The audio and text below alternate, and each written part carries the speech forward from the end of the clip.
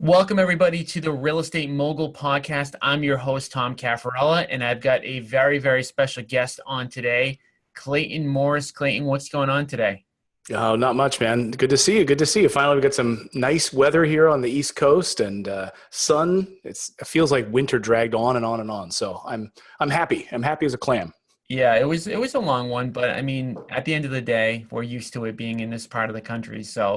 Um, so you've got really a completely different story than every other investor, because it's funny. I have real estate investors on here every week, and a lot of us have a similar story. But now yours is totally different. Tell us a little bit about how you first started to get into real estate investing. You know, I grew up with a lot of sort of like negative associations with money, and I heard my parents always saying, "No, we're not the Rockefellers. Money doesn't grow on trees," and so that informed my childhood. That constant, that we're not worthy of money, sort of informed my childhood. And after college, I moved out to the West Coast, moved out to Los Angeles, and tried to start working in the TV business, and didn't know what I was doing. I was crazy going to the number 2 market in the country. But, I was renting, and I was there for about 2 years or so, and then moved to Montana as a political reporter for CBS News. And it sounds glamorous, but I was making like $23,000 a year and renting. So I was I moving. think it's interesting that you say that, because I think everybody that sees people on TV thinks they're making millions and millions of dollars.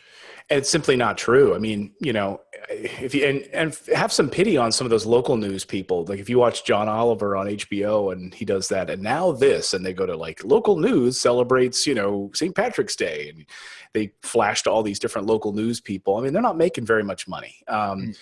You work in that environment because you want to move up, right? The goal is to move up.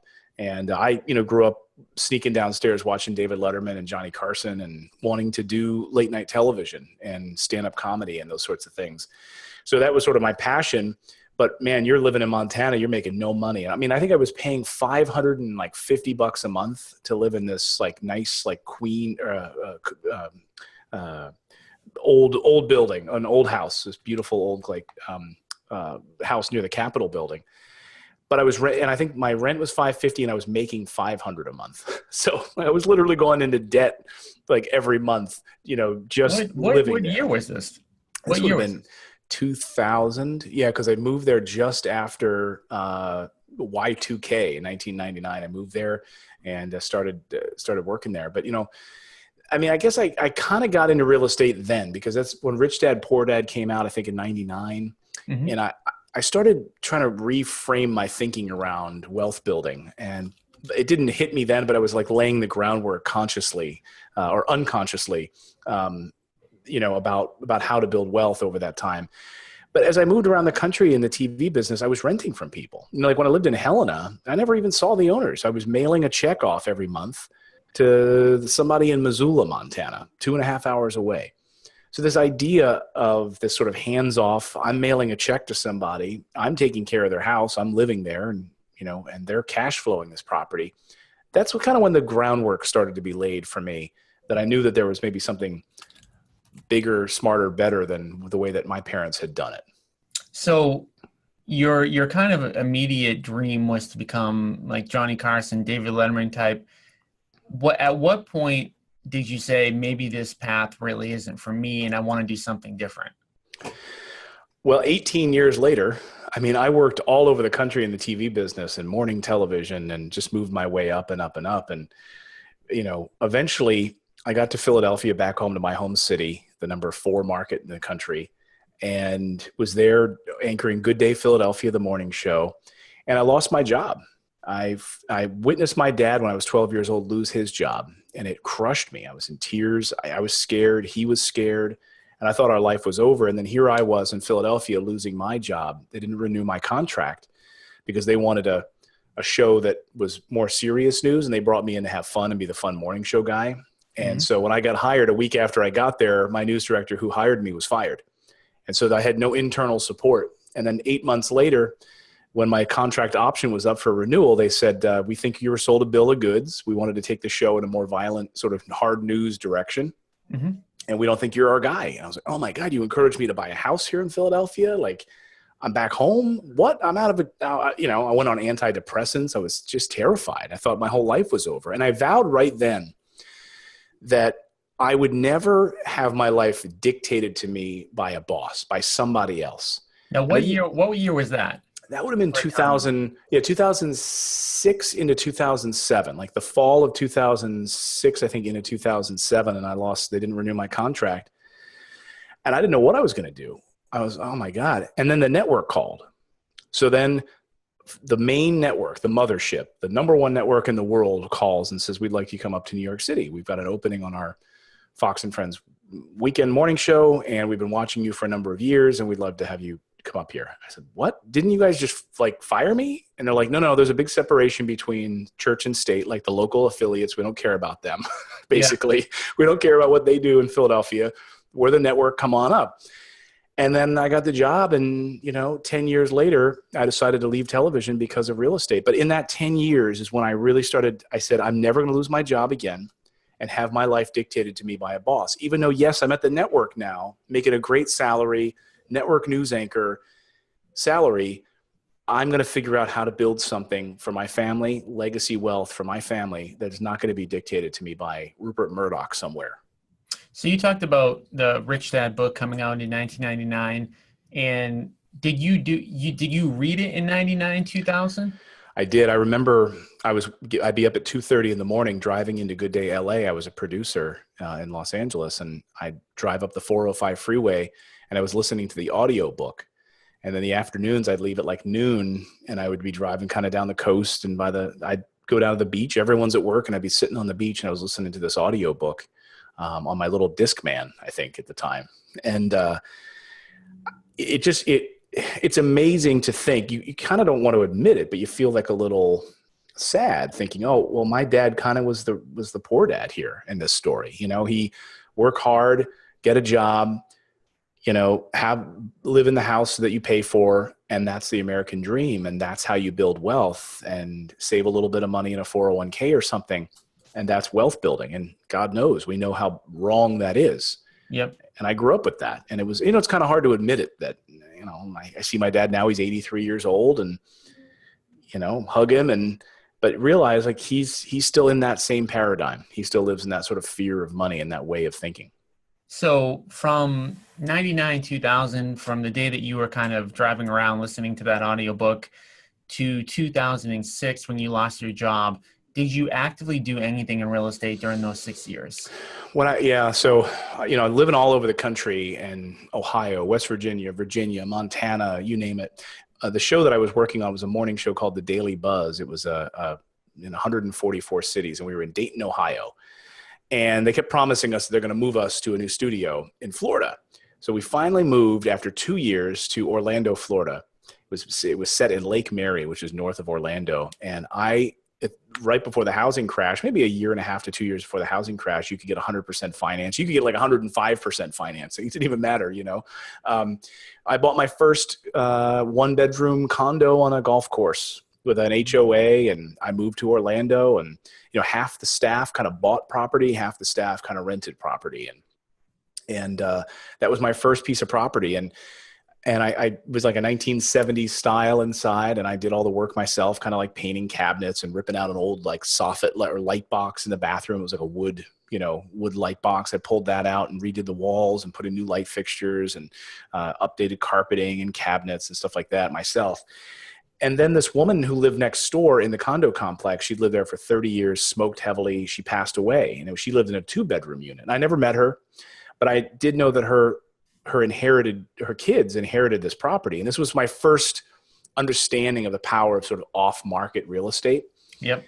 Because they didn't want to list this thing because they knew they went in and it was nicotine covering the cab. It was heavy smoke damage. It needed a lot of upgrades. They just wanted to they flew in from like California. They just wanted to be done with this thing.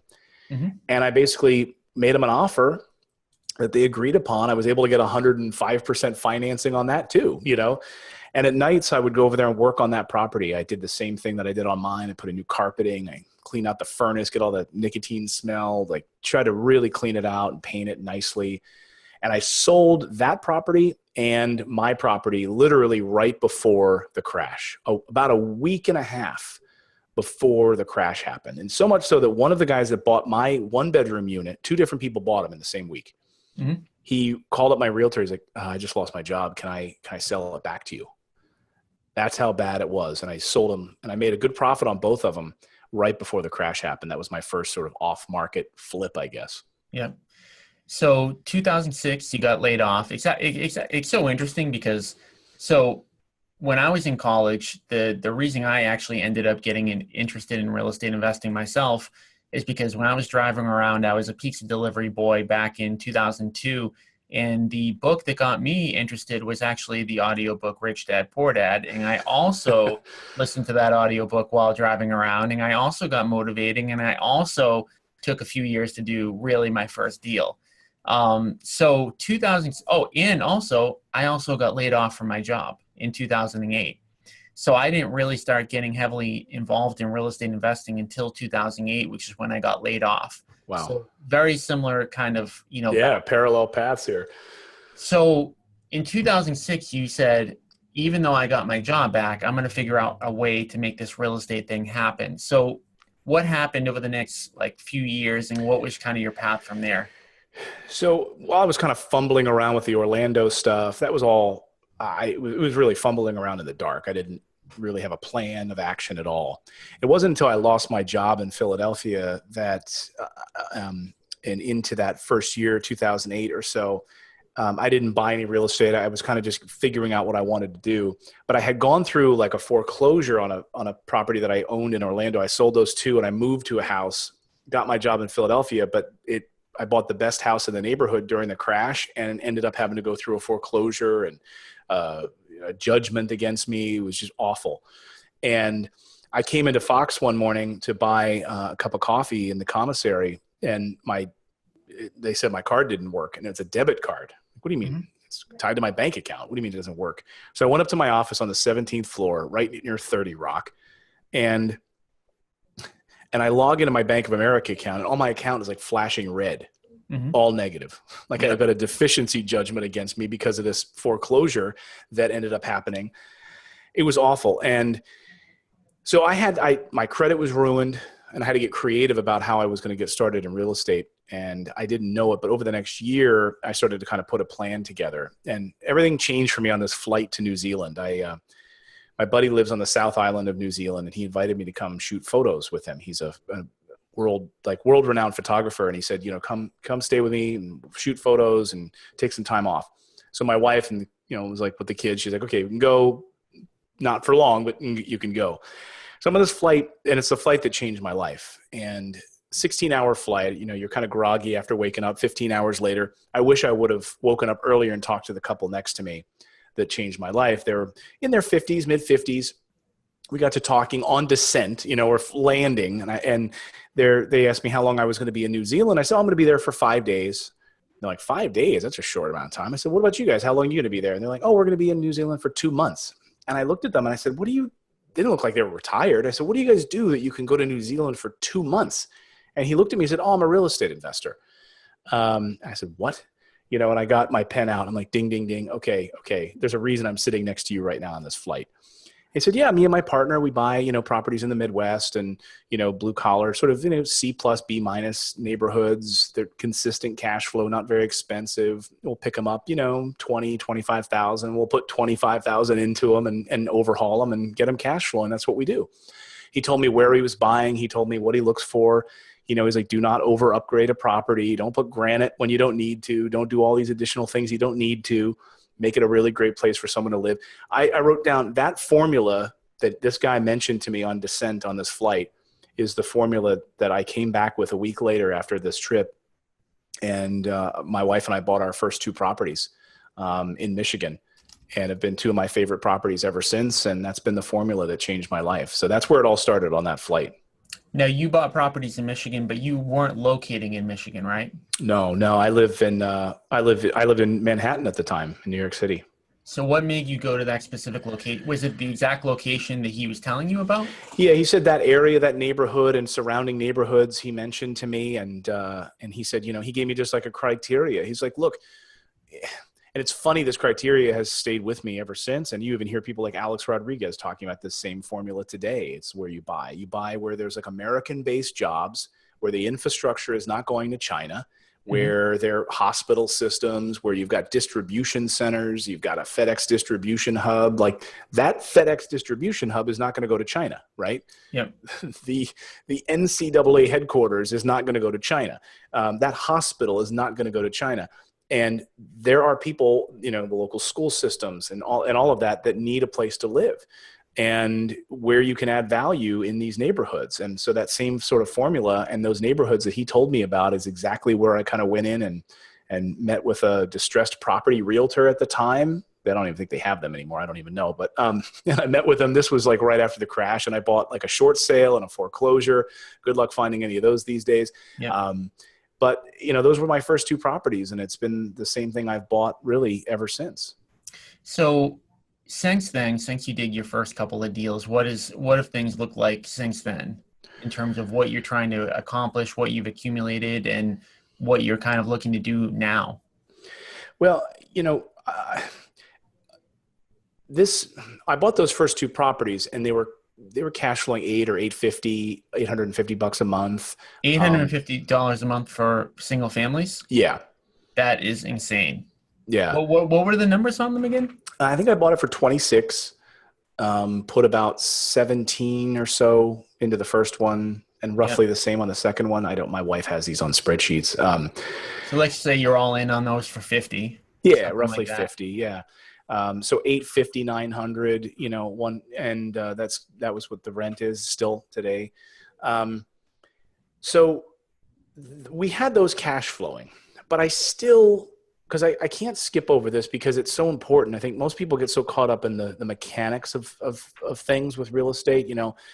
It's sort of like the be, do, and have. It's like the 3 steps, right? If you're not sure of like your why, first of all, why are you even doing this in the first place? Most people want to focus on the do. Should I buy multifamily? Should I get a mobile home park? Should I buy single families? And then they want to get right to the have. It's like lottery winners, right? They go right to the have. They skip the being, like, why are you even doing this? Yep. They skip the mechanics of it and they go right to having it, and they lose it all. You hear stories constantly, right? And so I didn't quite understand it, but my wife came downstairs one night. I'm a network news anchor making a great salary. We've got these 2 properties cash flowing. And my wife says, we can't pay the mortgage this month. I was like, what? And what are you talking about? We can't pay the mortgage. What are we doing wrong? What's happening here? And I had to, like, that month I had to go through my closet and sell like an old camera on Craigslist. I had to, it was brutal. I was in tears about it. I just felt like such a failure. I've got 2 kids at the time. We were sitting there and we just kind of looked up. We just opened a bottle of wine and we're just like, what are we going to do? And I said, wait a minute. The 2 properties that we've got that are cash flowing for us, what if we could figure out how many of those it would take for us to have a safety net where we would never have this conversation again about our mortgage? Mm-hmm. And that's where kind of the idea for what I called the freedom number came from. I was like, that's our freedom number. And so we just jumped up. I grabbed a Sharpie, or dry erase marker. And my wife was like, okay, I'm going to go back and do the laundry. I'm like, no, you're not. We just had like our eureka moment, like about all of this. I said, okay, so wait a second.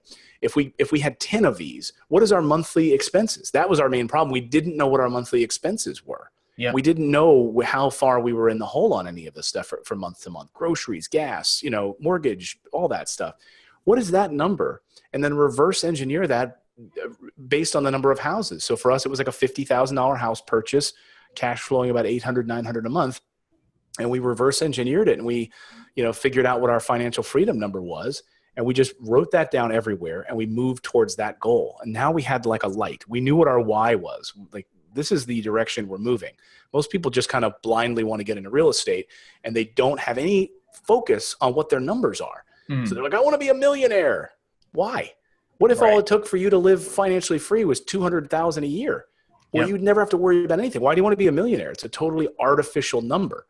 Yep. So, that was for me, that goal, that moment there. You asked over the next few years what it looked like. Those first 2 properties, figuring out that we couldn't even pay our mortgage, we were still sort of suffering from this stuff. It helped us frame the next, 6 years of our life, having that main focus and goal. So over the next 6 years, the goal was to get to that freedom number. And Hmm. were you able to hit that after 6 years? Yeah, we were able to hit it in like 3 years or a little bit less. Yeah, a little, maybe less than four or so. And, I'm still waking up at 3 in the morning doing morning TV. And in 2017, we had hit it, I guess, in the fall of like 2016 or so, Yep. and owning properties in Michigan and Indiana and other, Pennsylvania and North Carolina and Florida and some other places. And we, I didn't need to get up at 4 in the morning anymore. Yep. And I was doing this morning show for 10 years. And I asked my wife, we're like, what am I doing?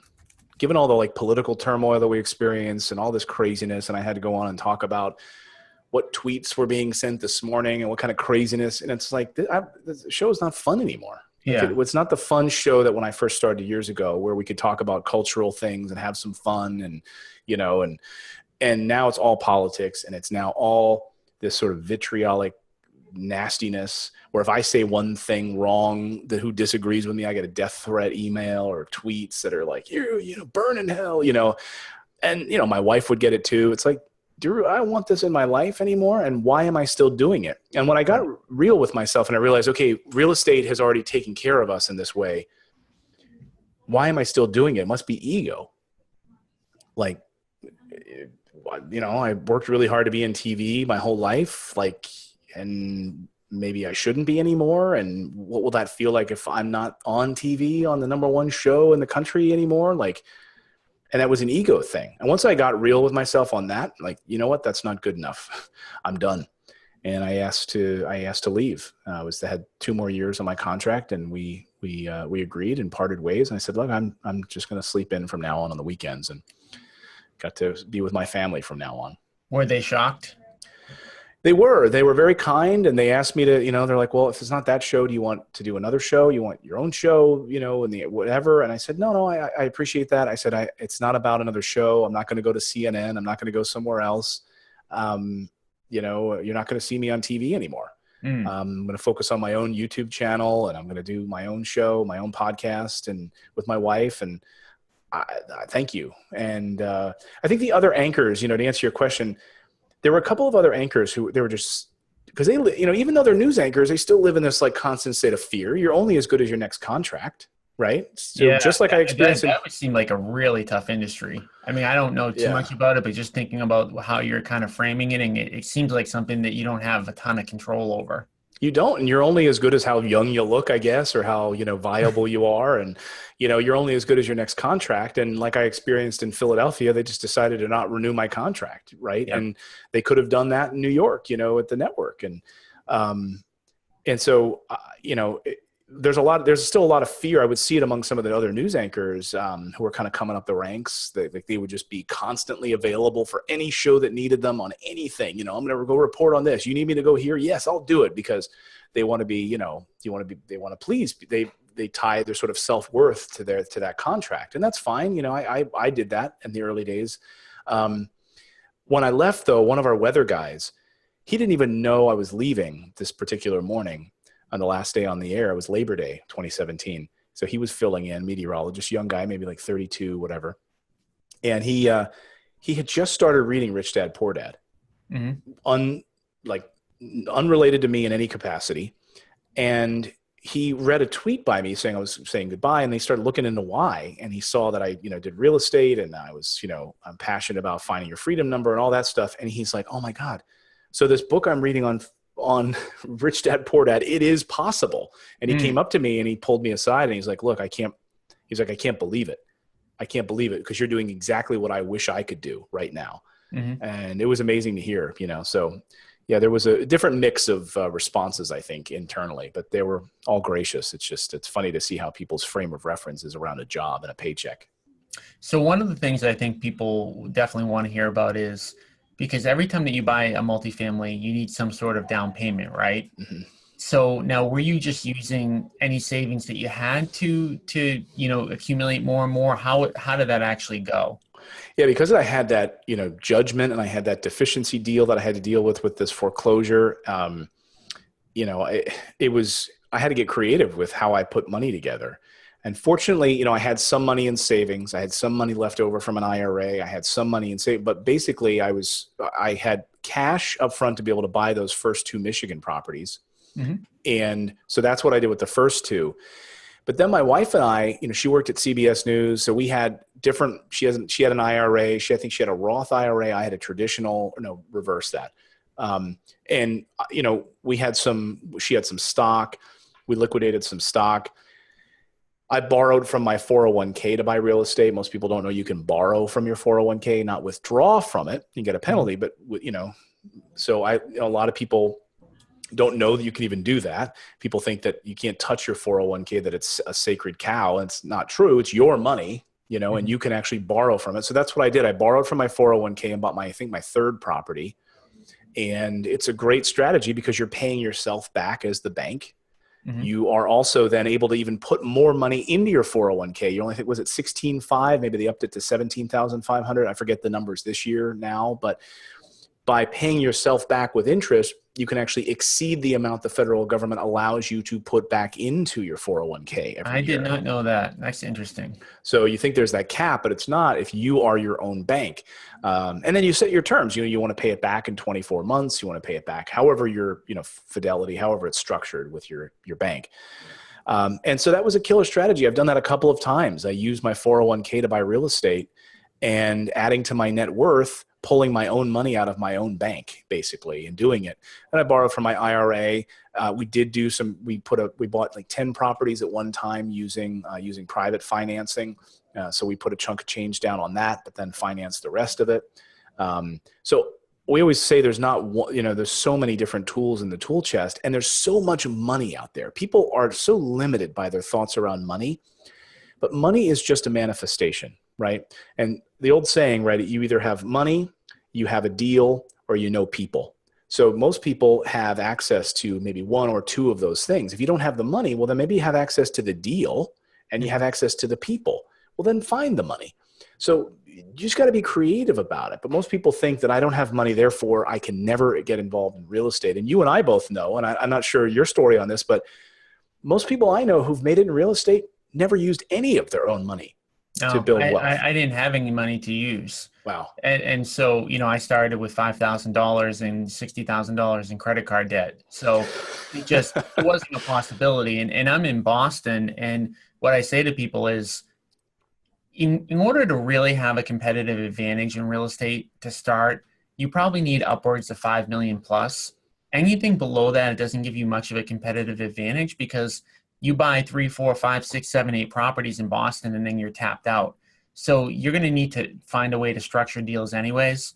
And the good thing about the market right now, where we're at in May of 2018, is there's a lot of people with money and there's not a lot of great deals. Mm-hmm. So as of today, and this is really, part of the economic climate today, having the great deal is really the value. So, when we have a great deal, we're never out looking for money. We always have available people that want to lend to us or they want to partner with us on deals. So did you use the BRRRR strategy at all? Did you refinance out any of them to parlay it into others, or did you just keep going with the direction you were already in? No, we have a vacation home up in the mountains that we kind of BRRRR'd a little bit. We did some improvements on that and pulled some money out. But no, not on any of the properties that I've purchased, we have not done any refinancing on them. Interesting. And it's something that we're looking at doing on a few of them right now, but we haven't done, because some of the Michigan ones, were in the 50s. Now they're worth 90, So being able to pull those out, so many great things are happening in the Michigan market right now in the Midwest, and all the money pouring into those areas. You're seeing some nice appreciation, which is not why I invest, by the way, but it's nice icing on the cake. So, if you want to be, I would say to anybody who's thinking about this, and we talk to investors all day long in my office who say that they want to do the BRRRR method, but then they're attracted to the cheapest property. And that's the cheapest property. If it's below like that, if it's going to be in that 40K range, it's going to be very difficult for you to be able to for a bank to come in and say, give you a loan on that. They're going to want to be over 60K. You're going to want to be where there's retail comparable properties in those neighborhoods. And when you're below 60 and you're in the 50 and you're in the 40 range, there's going to be a lot of investors, thousands of investors who've bought those properties. But guess what? They're not public on the multiple listing service. They're all off market. And therefore, banks don't see those appraisal numbers.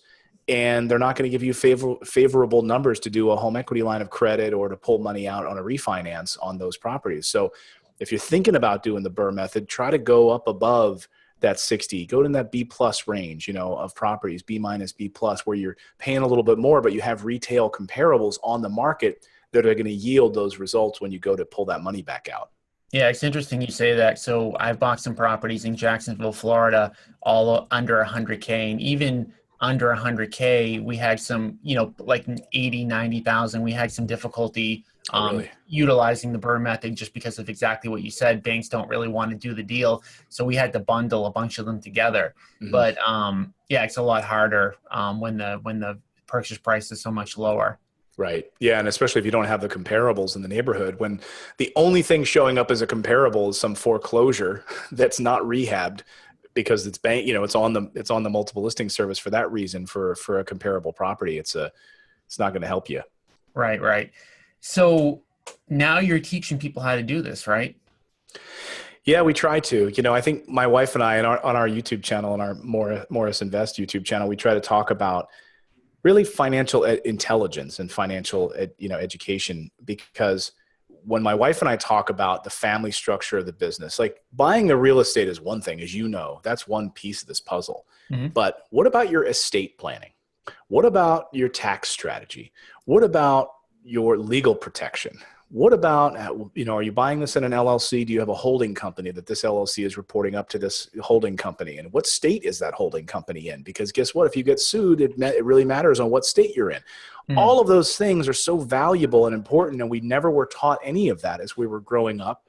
So we spent a lot of time on our channel trying to teach people about creating financial intelligence and not being scared of money. One of my big missions, as you and I talked earlier, is around the idea of overcoming those memes around and that fear around money. And it's incredible. I try to teach people that the way you talk to your children around money, teaching them about creating, buying performing assets and not having a fear of the dollar, and that, money is just a manifestation. If you think abundantly, money will flow to you. So I try to teach that a lot in our podcast and in our YouTube channel. That's something I'm really passionate about. So I just found the YouTube channel. You just put Morris Invest into YouTube. What about the podcast? What is the name of the podcast? It's a very generic name. It's called the Investing in Real Estate Podcast with Clayton Morris. My wife keeps saying, you got to add my name in there too, because she joins us we do it 3 days a week, but she joins us on Wednesdays to talk around the family part of wealth building and planning. And then I usually have an expert on 1 day a week, and then sort of a smaller sort of motivational episode. Yeah, it's just the Investing in Real Estate Podcast with my ugly mug. So what's the best piece of advice you could give to somebody who wants to get started in real estate? Well, you first got to know what start with your why. You want to get started in real estate, but know what your why is first. That's your compass. That's sort of your internal compass. Is it because, and I say this on my podcast, I have so many people that we talk to in my office who say, that's me, which is, are you tired of driving 2 hours to and from work and not being able to see your kids? Like one guy told me, he's like, I get home at 7:00 at night. My kids wait up for me for a few minutes just so I can say goodnight. And then they go to bed. And then he has like a glass of wine and dinner with his wife. He doesn't get to see his kids. Yep. And he leaves before they go to school. Yep. Is that your why? Understand what that is. Figure out your compass first. And then I'm going to invest in mobile home parks, single families like Clayton. I'm going to buy multifamilies like Tom. It doesn't really matter. Figure that out first. And then take action on it. You're going to sit there for 2 years. Guess what? 2 years is going to pass. And you're still not going to own a property. Start making offers. Start getting out there and taking action. What's the worst that's going to happen?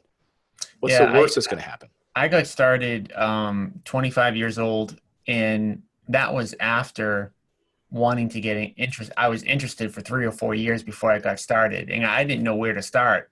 And I think for a lot of people, they read a Rich Dad, Poor Dad, or they listen to a podcast, and they just don't know what to do from there. They don't know what the first step is, and they get tripped up and all that good stuff. But like you said, you've got to go out there. The key is to getting great deals. If you get great deals, you can find the money making offers. You talked a lot about off-market deals. How are you finding off-market deals right now? Yeah, I feel like I used to do a lot of wholesaling when I was living in New Jersey. So I would do a lot of wholesaling. Some of my first properties I bought off market they were on the MLS. And actually a lot of people are finding just good deals right now on the MLS, surprisingly enough, Yep. through a realtor. I did a lot. I've spent tens of thousands of dollars on direct mail back in the day, especially in New Jersey when I was doing a lot of wholesale deals. So direct marketing is still a fantastic way to do it. Just getting on the internet. The first few deals that I ever did, just calling on Craigslist for sale by owners, just calling. I would make 30, 40, 50 calls a day and just finding deals. They're there. People say you can't find them, that they're full of it. You can find them. A variety of ways. I have people bringing me deals all the time, I'm sure like you do, so I've, our acquisitions team finding them that way. And a lot of wholesalers. I rely on the same sort of structure that I did a number of years ago, and wholesalers bringing me deals. If you bring me a deal and there's good spread in it, I'm able to, have a good ROI on the back end after I rehab it, I'll pay you for it. And that's the way we do it. And you also have a turnkey business, right? Mm-hmm. So what does that look like? First, can you explain kind of what turnkey is for the people who don't know what turnkey investments are?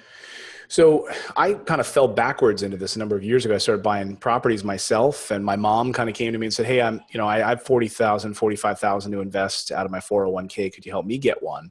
And I said, "Sure." And I had some of the mechanisms in place, like finding deals off market and so forth. And I had a good construction team that I would, my one contractor in Michigan was a friend of a friend. And I said, "Sure." She's like, "You're going to have to do everything for me because I don't know what I'm doing." Like, no. And I've got a good property management team that we work with.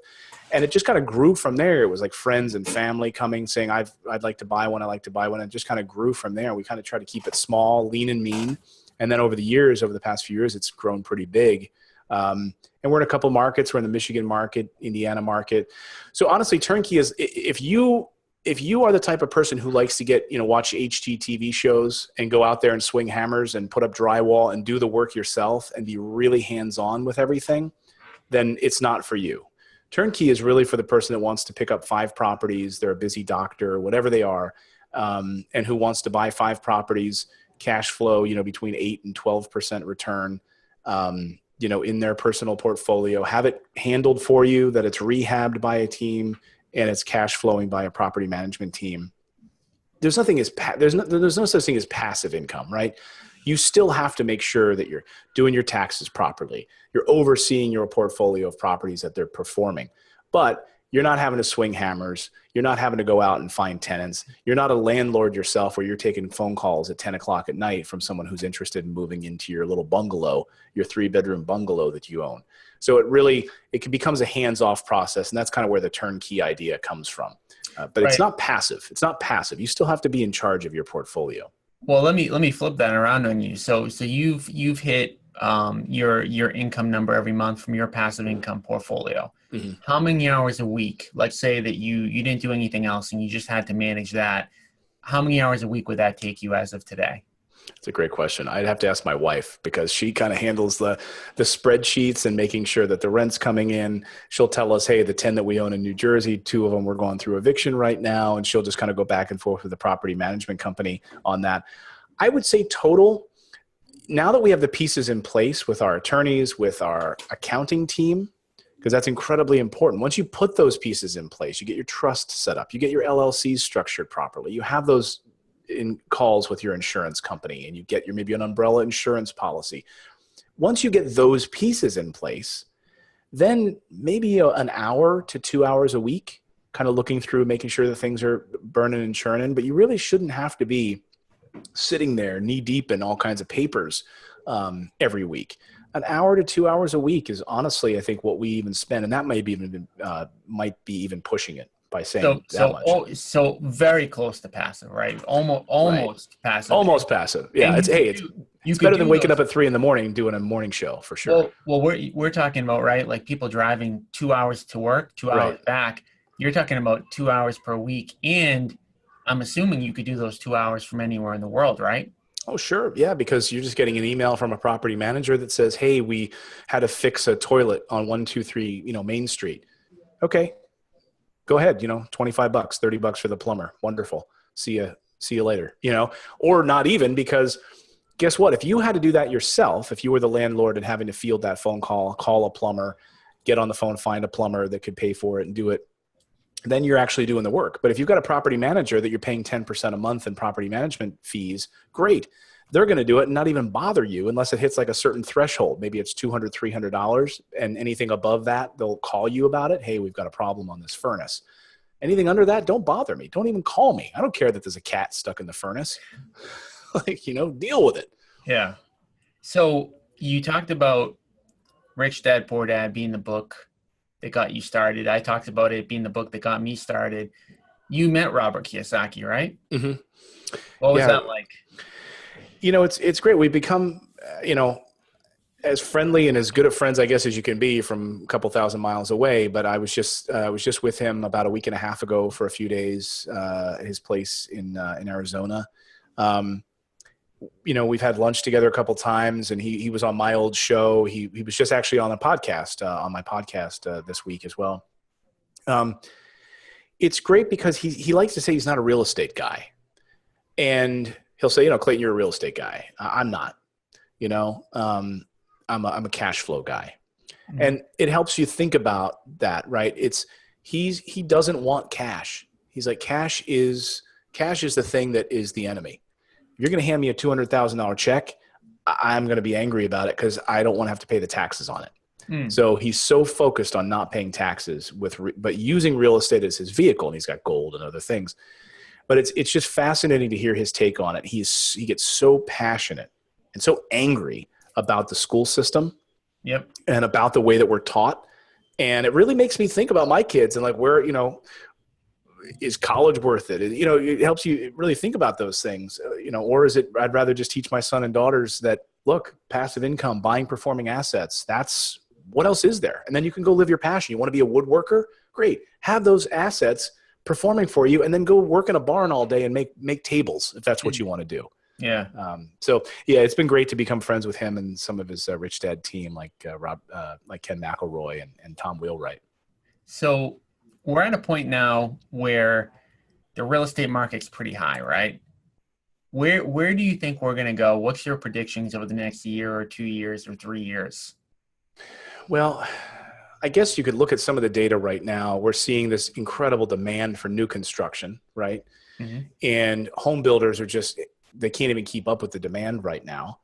So you have a lot of these millennials who weren't buying before and now who are buying. They were renting. So you had all these condos that were being built in New York City and Miami and other things with all these really nice amenities like a pool and bars and all this kind of stuff.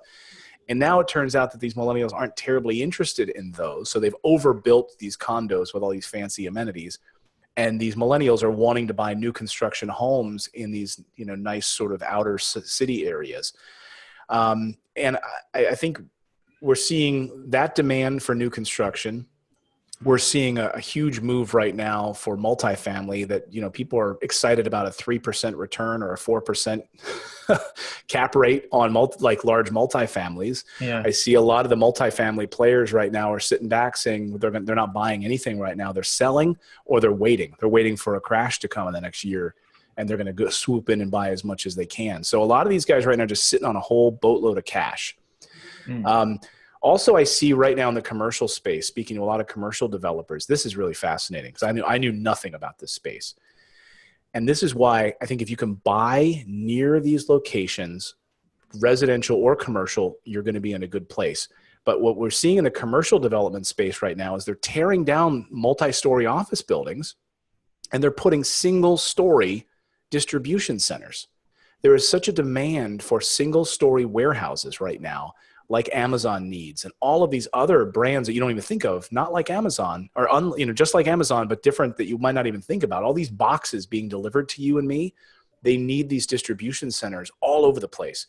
So they're tearing down these larger office buildings and they're putting in single-story warehouses. And if you can be buying residential near those spaces, buying other commercial livable spaces near those distribution centers, I think that's where we're seeing the market shift right now. And I don't see a bubble. I don't know. I don't see the same. I don't know about you, but I don't see, when people talk about a bubble, it's still incredibly difficult to get a mortgage. Interest rates are going higher.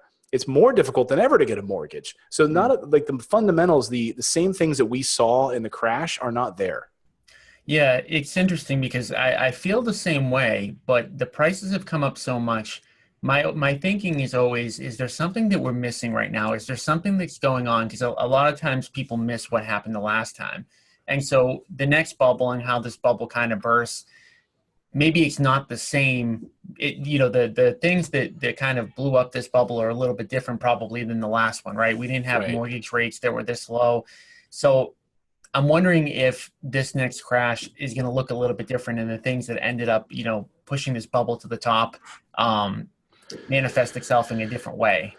Well, Jim Rickards, who's a friend of Robert Kiyosaki, he was out in the Rich Dad offices like the same week I was out there and visiting, and he is one of the smartest people you'll ever meet. And if you read his most recent book that just came out, it's called The Road to Ruin: The Global Elite's Secret Plan for the Next Financial Crisis.